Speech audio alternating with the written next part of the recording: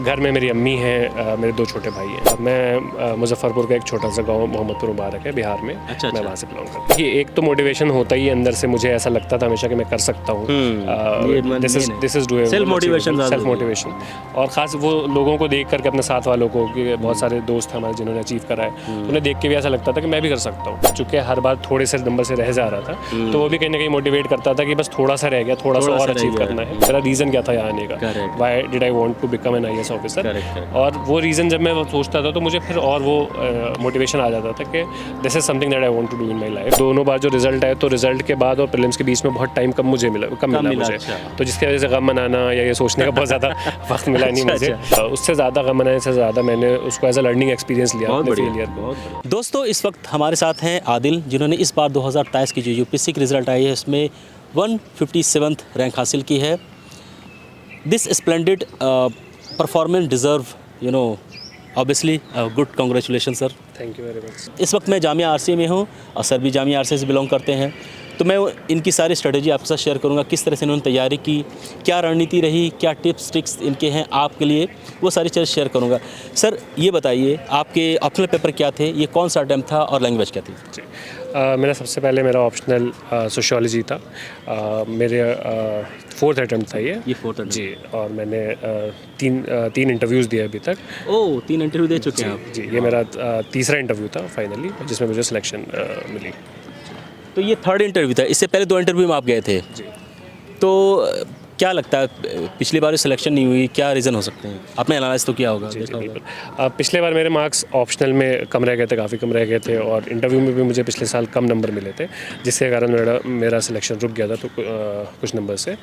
इस बार मैंने जो गलतियाँ मैंने समझी पिछले साल, उस पर काम करा और फाइनली मुझे सफलता मिली इस बार। ऑप्शनल सोशियोलॉजी में मार्क्स कम थे आपके, तो फिर क्या किया, फिर दोबारा ऑप्शनल पे क्या किया आपने? मैंने सबसे पहले ऑप्शनल को अब एनालिसिस करा कि मैं कहाँ गलती कर रहा था, मुझसे क्या दिक्कतें हो रही थी। करेक्ट जी। और मैंने फिर उसके लिए अपने दोस्तों से और जिनके अच्छे मार्क्स आए थे उनसे बात करी, उनसे समझने की कोशिश करी, अपनी कॉपियाँ दिखाई। और उससे मुझे ये अंदाज़ा लगा कि मैं कुछ गलतियाँ कर रहा था इंपॉर्टेंट। और फिर उसके बाद से ये समझते हुए फिर मैंने PYQ को पहले उतना फोकस नहीं करा था। इस बार मैंने PYQs को प्रॉपर्ली सॉल्व करा। जितने PYQs थे सिर्फ पढ़ा नहीं बल्कि उसे सॉल्व करा और उसके नोट्स बनाए। नोट्स में बस पहले से थे, बट PYQ के हिसाब से इस बार मैंने नोट्स बनाए, तो जिसका मुझे बहुत ही फ़ायदा हुआ। करेक्ट। आपको कैसा लगता है सर कि एक सिविल सर्वेंट बनने के लिए, UPSC क्रैक करने के लिए आपको 4 साल लगे, राइट सर? जी। मतलब एक स्टूडेंट जो UPSC तैयार करना चाहता है, आपके हिसाब से, because you are no expert, तो आप ये बताइए कि अगर कोई स्टूडेंट फर्स्ट अटैम्प्ट में, मैक्सिमम सेकंड अटैम्प्ट में UPSC क्रैक करना चाहे, तो उनकी रणनीति कैसी होनी चाहिए इनिशियल स्टेज में? जी, बिल्कुल। देखिए, मुझे 4 साल लगने का एक इंपॉर्टेंट रीज़न ये है कि मैंने पहले अटेम्प्ट में प्रीलिम्स बहुत अच्छे से पढ़ा था, जिसकी वजह से मेरा प्रीलिम्स मजबूत रहा। 4 के 4 बार प्रीलिम्स निकला मेरा। लेकिन मैंने पहले अटेम्प्ट में मेंस बिल्कुल नहीं पढ़ पाया था। मुझे आइडिया ही नहीं था कि मेंस डिफरेंट भी होता है प्रीलिम्स से। मुझे बस ये पता था कि सब्जेक्टिव होता है, आंसर लिखने होते हैं, पर मुझे लगता था जो प्रीलिम्स में पढ़ा है उसी को एक्सप्लेन करके लिख देना होता है। तो लेकिन वो जब मैंने फिर प्रीलिम्स क्लियर करा, फिर पढ़ना शुरू करा, फिर मुझे धीमे धीमे पता लगा कि नहीं, मेंस तो बिल्कुल ही डिफरेंट गेम है। और इसके वजह से क्या हुआ कि मुझे वो वाला अटेम्प्ट जो था उसमें कम मार्क्स आया मेंस में। और फिर अगले अटेम्प्ट में चूँकि मैं एक साइकिल में था, क्योंकि प्रीलिम्स देन मेंस और फिर वापस से फिर प्रीलिम्स की तैयारी, फिर मेंस, फिर तो बहुत ज़्यादा इंप्रूव करने का मौका नहीं मिला मेंस। तो ये मुझे इसलिए 2-3 अटेम्प्ट लग गए, जिसमें मुझे मेंस पे काम करते करते। तो इसलिए मैं ये कहना चाहूँगा कि प्रीलिम्स जो है वो एक स्टेप है, जो असल एग्ज़ाम है वो मेंस है, और मेंस पे सबसे ज़्यादा फोकस हो। But at the same time अगर प्रीलिम्स नहीं निकलेगा तो मेंस नहीं दे पाएंगे, तो दोनों के बीच में बैलेंस होना चाहिए। लेकिन जो आपका अल्टीमेट सिलेक्शन वो मेंस डिसाइड करता है। तो आपका ऑप्शनल हो गया, आपका एथिक्स हो गया, और कुछ आपके स्ट्रॉन्ग पेपर हो सकते हैं, किसी का GS1 हो सकता है, किसी का GS2 हो सकता है। तो वो जो है वो डिसाइड करता है ज़्यादा कि आपका सिलेक्शन होगा कि नहीं होगा। बिल्कुल बिल्कुल। तो आपका जो प्लान था, देखिए इंटरव्यू तक भी जाना एक बहुत बड़ी बात होती है। किसी को नसीब नहीं होता है। आप ऑब्वियसली प्री भी नहीं क्लियर होता है, लेकिन सर 3 बार इंटरव्यू तक गए। तो सर क्या किस तरह का प्लान था जिसकी वजह से, विच kind of plan that you have used to during your UPSC preparation, and because of that you cleared your mains examination and finally you appeared in interview? किस तरह का प्लान था, क्या फॉर्मेट था? आप बच्चे जानना चाहते हैं इसको। जी। देखिए पिछले 2 अटेम्प्ट में ऑब्वियसली मेरे कुछ डिफरेंट प्लान्स थे जो कि काम नहीं करे, but in this attempt I thoroughly focused on previous question whether that was for general studies और for sociology. So the crux of my preparation centered around the previous questions, and after that also answer writing practice was an important part. And so because in my case what used to happen is that during while writing the test I often like only could complete 18 questions, sometimes 19 questions. Completing 20 questions was difficult in the test. In exam I usually used to do, but once you get comfortable in completing the questions in time, you get the time where you can put your best effort in each and every question, है ना. तो best content लिखने के लिए आपको time चाहिए होता है. बिल्कुल. और वो टाइम मैनेजमेंट अगर आप कर पाते हैं तो वो आपको बहुत फ़ायदेमंद आपके लिए रहता है पेपर में. तो वो भी एक फोकस था मेरा, टाइम मैनेजमेंट कैसे टाइम पे कंप्लीट करना है. और मुझे पर्सनली ये लगा कि टाइम मैनेजमेंट का एक इंपॉर्टेंट एस्पेक्ट है रिवीजन. आपका जितना बढ़िया रिवीजन होगा सब्जेक्ट का, जितना चीज़ें आपके दिमाग में होंगी, उतना बढ़िया आप वहाँ पे आप उसको रिप्रोड्यूस कर सकते हैं पेपर में, उतना जल्दी कर सकते हैं आप, है ना. तो इसलिए एक शॉर्ट नोट्स बनाना अपने, जिसको मैं मल्टीपल रिवीजन कर सके जिसका, वो एक इंपॉर्टेंट एस्पेक्ट था इस प्रिपरेशन का. कम टाइम में इफेक्टिव रिवीजन कैसे करें? जी देखिए रिवीजन का जो कोई शॉर्टकट नहीं है मेरे हिसाब से. सबसे पहला स्टेप जो है वो रिवीजन का, पहली बार आप पढ़ेंगे, दूसरी बार जो रिवाइज करेंगे उसमें टाइम लगना ही लगना है, ठीक है ना. लेकिन जब आप मल्टीपल रिवीजन करते हैं किसी चीज़ का, आप 4 बार 5 बार पढ़ेंगे तो हर बार में आपका एफर्ट कम होता जाएगा. पहली बार में शायद आपको एक चैप्टर रिवाइज करने में 2 घंटे लगेंगे, अगली बार वो करने में आपको आधे घंटे लगेंगे, उसके अगली बार 10 मिनट में आपका हो जाएगा ना. तो मल्टीपल रिवीजन जब आप करते हैं तो उससे क्या होता है कि आपका टाइम कम हो जाता है. और उसमें अलग अलग टेक्निक है, स्पेस्ड रेपिटेशन है, जिसमें आप क्या करते हैं कि कुछ चीज़ें जो आप फ्रीक्वेंटली भूल जाते हैं ना, उससे आप कुछ दिन पे, जैसे पहली बार आप अगर मान लीजिए आप बहुत जल्दी भूल रहे हो तो आप अगले दिन रिवाइज़ करेंगे, फिर उसके 4 दिन बाद रिवाइज़ करेंगे, फिर 1 हफ्ते बाद रिवाइज़ करेंगे. ऐसे करते करते आप जब मल्टीपल रिवीजन करते हैं तो वो आपके दिमाग में बैठ जाती है चीज़ें. तो I think this is the important aspect कि आप मल्टीपल रिवीजन करें और थोड़ा बहुत टेक्निक इस तरह की यूज़ कर सकते हैं आप. मैं एक और चीज़ ये करता था कि खास करके प्रीलिम्स के टाइम में कि कुछ चीज़ें मुझे याद नहीं रहती तो मैं उसे क्वेश्चन के फॉर्मेट में लिख लेता था. मैं सिर्फ क्वेश्चन के फॉर्मेट में उसका लिस्ट बना लेता था. For example article 15 is related to, अब वो मुझे आंसर मैं खुद रिकॉल करने की कोशिश करता था, विच इज़ एक्टिव रिकॉल. तो उससे क्या होता था कि कुछ चीज़ें जो मैं बार बार भूल जाता हूँ वो मुझे याद आ जाती थी, है ना. तो ये सब टेक्निक वगैरह यूज़ कर सकते हैं थोड़ी बहुत. जी बिल्कुल सर. आंसर जैसे आप, मैं मेंस पे ही बात कर रहा हूँ क्योंकि आप मेंस के बारे में बात कर रहे हैं. मेंस में आंसर राइटिंग जो होता है वो बहुत इंपॉर्टेंट होता है, बहुत ज़्यादा लिखनी पड़ती है आप लोगों को. उसके लिए क्या बेस्ट प्रैक्टिसेस होनी चाहिए, क्योंकि एग्जामिनेशन में लिमिटेड टाइम है, आपको सही तरीके से सही चीज़ें प्रेजेंट करके आनी है पेपर पे जो कि इफ़ेक्टिव हो और जिससे मार्क्स मिले. तो आंसर राइटिंग के लिए क्या करते थे आप लोग, मतलब आपकी क्या प्रैक्टिस थी? मैं आंसर राइटिंग के लिए ये करता था कि सबसे पहले तो एक टाइम फॉर्मेट में, ऑब्वियसली 3 घंटे का टेस्ट लिखना रोज़ पॉसिबल नहीं है, तो मैं अपने टेस्ट को 1-1 घंटे में बांट लिया करता था अक्सर. और उसमें ये करते थे कि 7 क्वेश्चन 1/3 ऑफ 250 मार्क्स जो होते थे, यानी 80-85 मार्क्स के आसपास का पेपर, वो मैं कोशिश करता था 1 घंटे में करने की. हाँ, और फिर ऑब्वियसली शुरू में 1 घंटे में नहीं, वो 1 घंटे 10 मिनट, 1 घंटा 5 मिनट का भी ऐसे लग जाता था.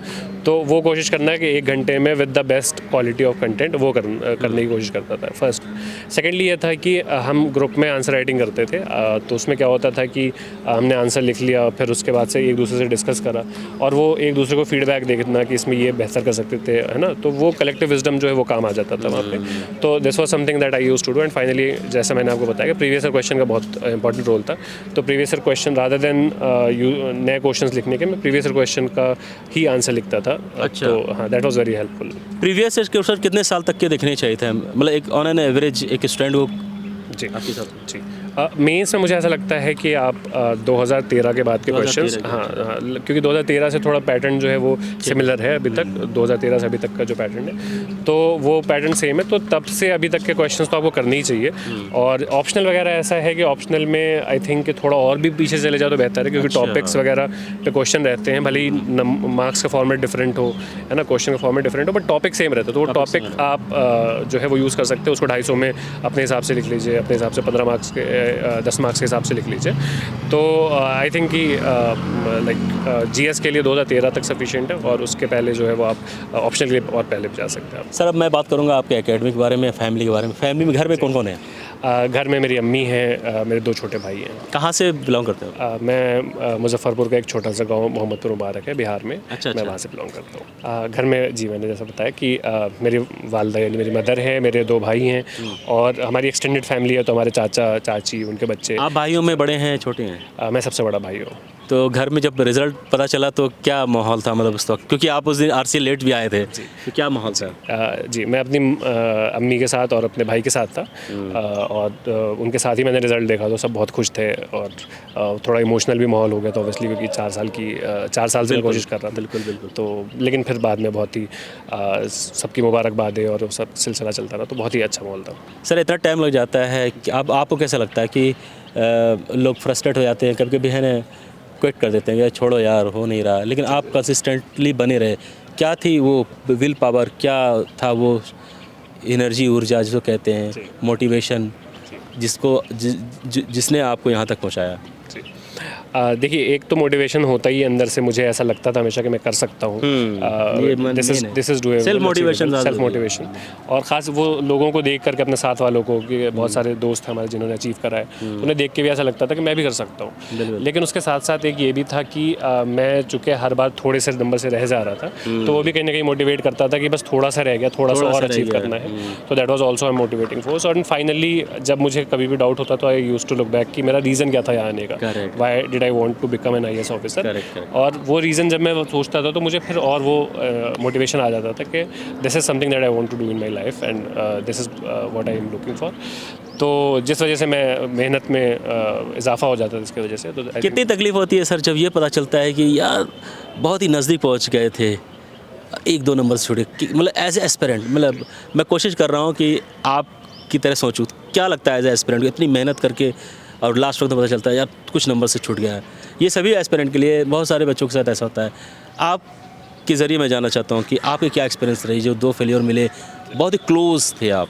जी नहीं, बिल्कुल बुरा बहुत ही लगता है ना। और ऐसा लगता है कि शायद ये थोड़ा और पढ़ लेते तो ये आ जाता। हालांकि ये सबको ही पता होता है कि आपने अपना बेस्ट एफर्ट दिया, उसके बावजूद नहीं हो पाया, लेकिन फिर भी ये आता है क्वेश्चन कि शायद ये पढ़ लेते, या यहाँ वक्त नहीं दिया होता तो और वक्त दे दिया तो पढ़ाई में तो हो जाता। तो कहीं ना कहीं डाउट वो होता है, और डाउट्स भी आते हैं कि पता नहीं शायद हो ना हो, लेकिन फिर आप अपने आप को पुल करते हैं, अपने कोशिश करते हैं, अपने आप को मोटिवेट करते हैं। और सबसे मेरे साथ ये रहा कि दोनों बार जो रिज़ल्ट आए, तो रिज़ल्ट के बाद और प्रीलिम्स के बीच में बहुत टाइम कम मिला मुझे। अच्छा। तो जिसकी वजह से गम मनाना या ये सोचने का बहुत ज़्यादा वक्त मिला नहीं मुझे। तो but at the same time I think उससे ज़्यादा गम मनाने से ज़्यादा मैंने उसको एज अ लर्निंग एक्सपीरियंस लिया अपने फेलियर को, और मैंने उससे सीखने की कोशिश करी कि मैं क्या गलतियाँ कर रहा था जिस वजह से नहीं हो रहा है, और उस पर काम करने की कोशिश करी। बिल्कुल जी। सर RCO कैसे देखते हैं, और RCO कब ज्वाइन किया आपने, और RCO ने किस तरह से आपको हेल्प की है, ओवरऑल जो अब तक की अचीवमेंट रही आपकी? जी मैंने RCO 2019 में ज्वाइन करा, 2019 के अक्टूबर में मैं यहाँ आया था, और उसके बाद से मैं तब से यही हूँ। RCO का बहुत बड़ा रोल रहा है मेरी लाइफ में, बिकॉज विदाउट RCO शायद मैं 4 साल नहीं दे सकता था इस एग्ज़ाम को। ओरिजिनली मैंने यही डिसाइड करा था कि मैं सिर्फ 1 साल तैयारी करूँगा, हुआ तो हुआ, नहीं तो then I would go into the job market. But thankfully because RCO में रहना लाइक सपोर्ट है, फ्री अकोमोडेशन है यहाँ पे, है ना, वेरी चीप फूड वगैरह यहाँ पे जो है वो काफ़ी कम पैसे में हो जाता है। तो that was also a factor. साथ में यहाँ का माहौल, यहाँ के लोग जो उनका सपोर्ट रहता है, एक सॉर्ट ऑफ अ फैमिली है ये, एक दूसरे का सपोर्ट करना, एक दूसरे को सिखाना, जो हमारे सीनियर्स थे उनसे सीखना। और यहाँ एक टाइम पे हर तरह के, हर लेवल के बच्चे होते हैं। कुछ ऐसे होते हैं जो सिलेक्टेड होते हैं, कुछ ऐसे होते हैं जिन्होंने इंटरव्यू दिया होता है, कुछ ऐसे होते हैं जिनका प्रीलिम्स हर बार निकल रहा होता है, कुछ ऐसे होते हैं रैंक इंप्रूवमेंट के लिए दे रहे होते हैं। तो आप हर किसी से कुछ ना कुछ सीख सकते हैं। एक फिक्स टाइम आप रोज़ पढ़ाई को दें, और उसमें आप अपना फ्री टाइम भी निकालें। अगर आप रोज़ मान लीजिए कि 7 घंटे ही पढ़ रहे हैं तो वो भी सही है, बट आप बीच में कुछ अपने खेलने का या किसी अपने दूसरे हॉबीज़ का भी टाइम निकालिए। वो कंसिस्टेंसी में हेल्प करती है। अगर आप अपने आप को ओवर एग्जॉस्ट कर लेंगे तो फिर आप कंसिस्टेंट नहीं रह पाएंगे। फिर आप हफ्ते में भी कुछ 1 आध दिन निकालिए जिसमें आप थोड़ा सा घूम फिर सकें, खेल सकें, चिल कर सकें। तो that is also very important, और वो आपको दोबारा से एनर्जी प्रोवाइड करता है। अगले हफ्ते के लिए आपकी एनर्जी आ जाती है उससे। तो आई थिंक ये जो आप टाइम निकालते हैं खुद के लिए, पर्सनल टाइम, अपनी कोई हॉबीज़ पे फोकस करने के लिए, वो बुक ही पढ़ना क्यों ना हो, वो कुछ खेलना ही क्यों ना हो। जैसे मेरी चेस हॉबी थी, तो I use to find sufficient time कि मैं चेस खेलूँ, तो वो कहीं ना कहीं वो आपको मेंटली मोटिवेटेड रखती है, एनर्जेटिक रखती है। तो this is one aspect. Second aspect is कि हमेशा ये याद रखना कि आप इस फील्ड में क्यों आए थे, है ना, व्हाट इज़ योर पर्पस इसके बिहाइंड, और आपका क्या मोटिवेशन है ना। तो देखिए, मोटिवेशन वगैरह तो बहुत इंपॉर्टेंट है ही है, बट मोटिवेशन के साथ ये है कि वो कुछ आपके एक हफ्ते रहेगा, 2 हफ्ते रहेगा, वो ख़त्म हो जाता है। और जो डिसिप्लिन है वो बहुत ज़्यादा इंपॉर्टेंट है। वो डिसिप्लिन आपको रोज़, अगर आपने टाइम फिक्स किया है कि मुझे सुबह उठ के इतने बजे से इतने बजे एक सेशन करना है, फिर उसके बाद ये करना है, तो I think that is very important. और वो सबको दिक्कत आती है, मुझे भी दिक्कत आती थी डिसिप्लिन फॉलो करने में, बट वो अपने आप को पुश करते रहना हर बार कि मुझे इतना करना है, इस टाइम पे ये करना है, वो पुश करते रहना, दैट इज़ वेरी इंपॉर्टेंट। देखिए, मैंने तो जो अपने सारे नोट्स बनाए वो ऑनलाइन नोट्स बनाए, ऑनलाइन बनाए जी।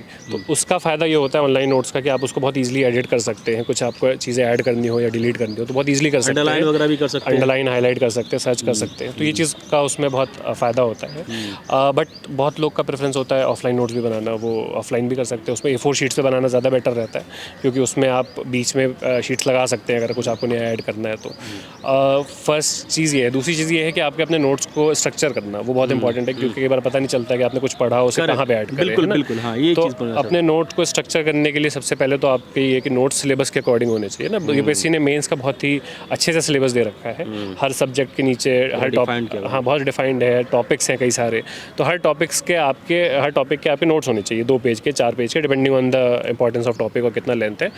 और उस टॉपिक पे फिर आपको कई बार ये पता नहीं होगा कि इस पे क्या पूछा जा सकता है। तो जैसे अगर आपको ऑप्शनल है तो ऑप्शनल में कई बार मोस्टली क्वेश्चन जो है वो रिपीटेड रहते हैं। अच्छा। हाँ, तो उसमें आप क्या कर सकते हैं कि प्रीवियस क्वेश्चन का बहुत एक्सटेंसिव यूज़ कर सकते हैं। कोई पर्टिकुलर टॉपिक आपने उठाया और आपने देखा कि इस पे ये 10 PYQ आए हुए हैं, वो 10 PYQ लेट्स से कि 4-5 डायमेंशन से पूछे हुए, तो 4-5 डायमेंशन पे आपके नोट्स होने चाहिए कंप्लीट, है ना।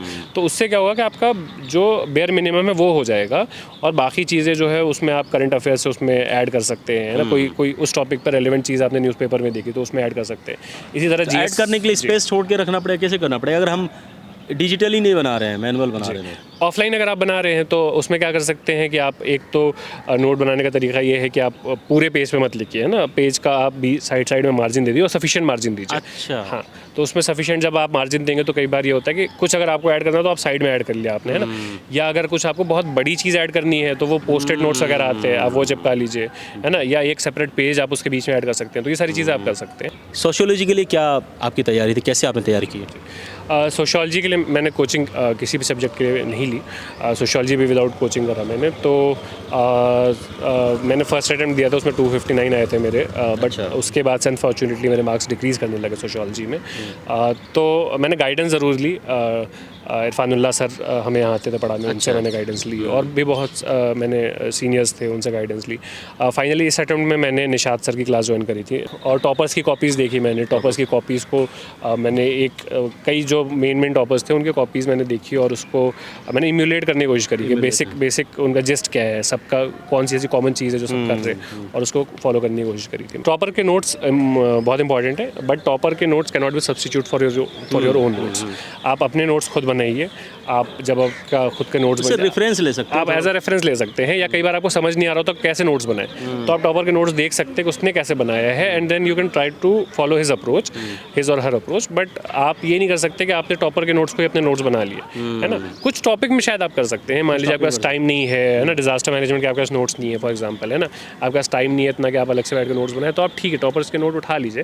बट आप ऐसे नहीं कि 100% ऑफ द नोट्स आप टॉपर के पढ़ें, क्योंकि उसने बहुत सारी चीज़ उसे पता होगी जो उसने नहीं लिखी होगी, है ना। बहुत सारी चीज़ उसने शॉर्ट फॉर्म में लिख दी होगी जो आपको ना समझ आए, है ना। तो इसलिए इट इज़ ऑलवेज इंपॉर्टेंट कि आप ये बहुत अच्छी बात सर ने बताई है, बहुत अच्छी बात बताई है। हाँ, बिल्कुल सही है सर जी। और आप उससे इंस्पिरेशन ले सकते हैं, उससे आप कुछ कंटेंट उठा के अपने नोट्स में डाल सकते हैं, ये सब चीज़ कर सकते हैं आप, बट उसको एज अ सब्स्टिट्यूट यूज़ ना करें। So thank you very much Adil for your time, valuable time.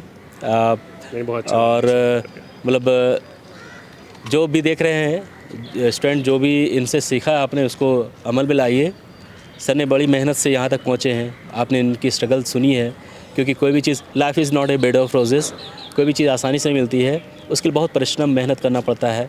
और सर एक रियल एग्जांपल हैं, 4th अटेम्प्ट में ही सही, लेकिन मिला तो सॉलिड मिला। 157 रैंक पाकर सर IAS बनने वाले हैं, और मैं मेरे दिल से दुआ है इनके लिए, और मैं कॉन्फिडेंट हूँ कि जो भी जिम्मेदारियाँ इनको मिलेगी यूपीएससी की तरफ से, गवर्नमेंट की तरफ से, उसको बाखूबी निभाएंगे।